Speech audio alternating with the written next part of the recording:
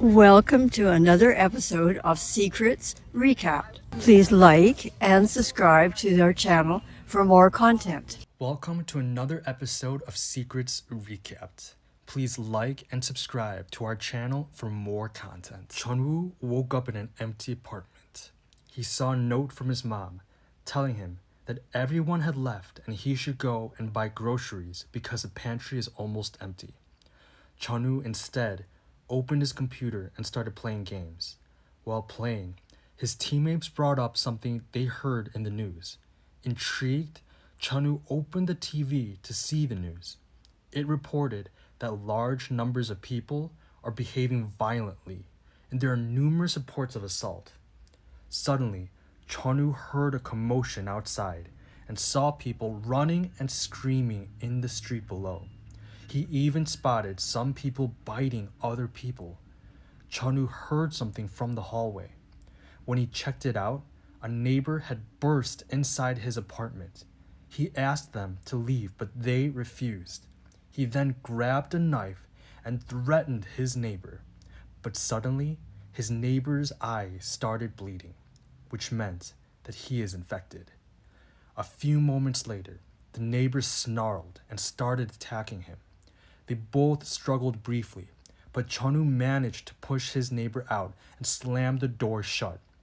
Chun-woo started barricading the door using his fridge. Sometime later, he received a message from his mother saying that they are hiding. But when Chun-woo tried to contact them, there was no reception. He decided he had better ration his remaining food. As he watched the news, he learned that those who are infected show cannibalistic behavior and should be avoided at all costs.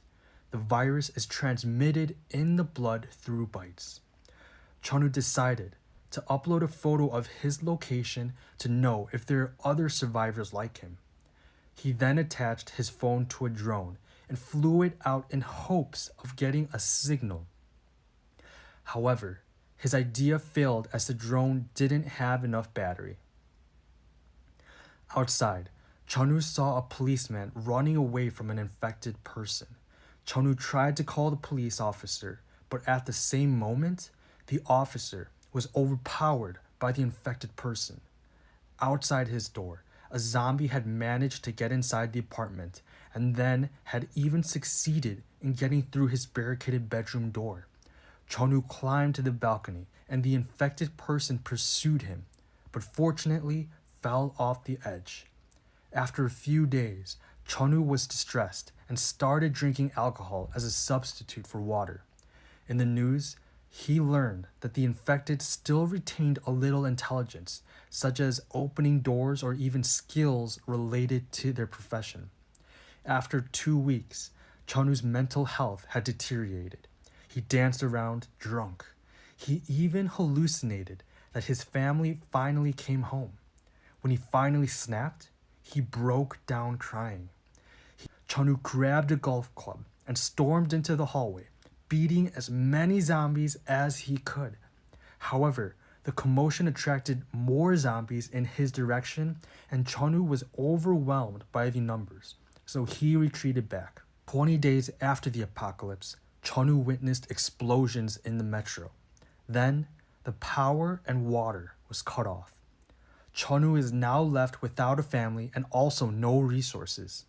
Feeling hopeless, he decided to kill himself, and he made a makeshift noose out of wires. He put his head in it, but just as he began to choke, a laser light coming from another building hit him. He immediately stopped his plan to kill himself. Instead, he rushed to the window and saw a woman looking through the binoculars. He waved at her and the lady waved back. The woman in the other building was named Yubin. Yubin suddenly heard a noise outside her apartment and proceeded to activate the trap she had set. Fortunately, the noise subsided and she was able to drift off to sleep. When Chun-woo woke up the next morning, he exchanged messages with Yubin using their smartphones on their balconies. They were interrupted when an infected man managed to get inside Yubin's apartment. The zombie got caught in her trap and Yubin finished him off with an axe. Some time later, Yubin learned that Chonu is hungry, so she threw a rope across, but it fell down on the street full of infected zombies. Chonu saw this and decided to use his drone to deliver the rope to Yubin's apartment. While Chonu was eating, the rope that was thrown earlier was being climbed by a zombified fireman. The rope was attached to a table, and as the zombie climbed, the table was dragged and it hit Yubin. This knocked her off her chair. Alarmed, Chonu tried to distract the zombie using his drone, but it got destroyed. When the zombified fireman reached Yubin's balcony, she came out and cut its hands off with an axe.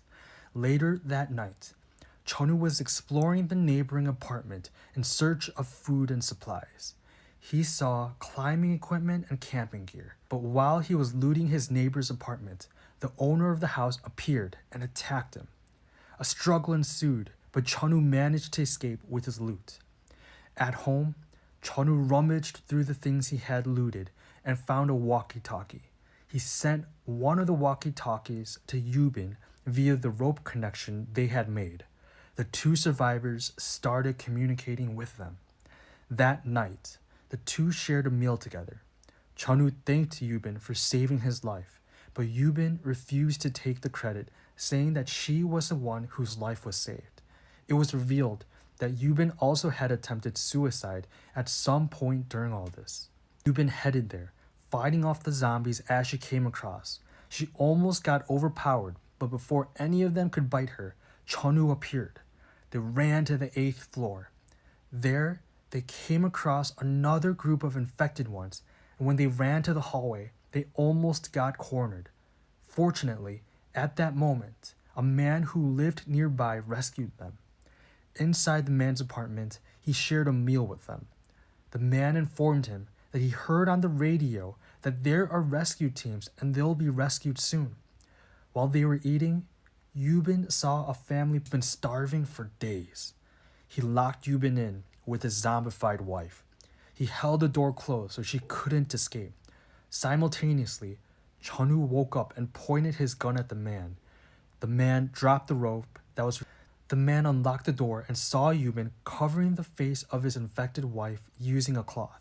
She then threw it at the man, and the man got bitten by his wife on his neck. He tried to shoot them both. Unfortunately, the gunshots attracted a horde of zombies. Feeling hopeless, the two decided it would be best to end their lives before the horde could reach them. Chonu put the gun to his temple, but before he could pull the trigger, he heard a helicopter coming their way. The two of them quickly ran to the roof with a horde of infected ones trailing behind them. As Chonu and Yubin arrived on the roof, the zombies also burst through the door, but they were saved immediately by the soldier who started shooting the infected. They immediately climbed into the helicopter that quickly delivered them to safety. Chonu finally got a signal on his phone, and he could see that a huge part of the city had been infested with zombies. Other people also posted their location on social media, which helped the soldiers in rescuing survivors.